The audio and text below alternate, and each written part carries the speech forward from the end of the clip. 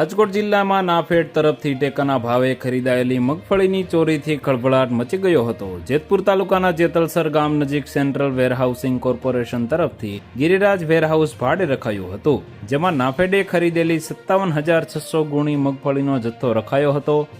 5 December 2024 થી 16 December 2024 દરમિયાન ગિરિરાજ વેરહાઉસમાં રહેલી મગફળીની ગુણી પૈકી 1,212 ગુણી મગફળીની ચોરી થઈ હતી। 31,64,956 રૂપિયાની મગફળીની ગુણીની ચોરી થતાં હડકંપ મચી ગયો હતો। આ વેરહાઉસની દેખરેખનો કોન્ટ્રાક્ટ અમદાવાદની શ્રીરામ એન્ટરપ્રાઇઝ નામની એજન્સીને સોંપાયો હતો।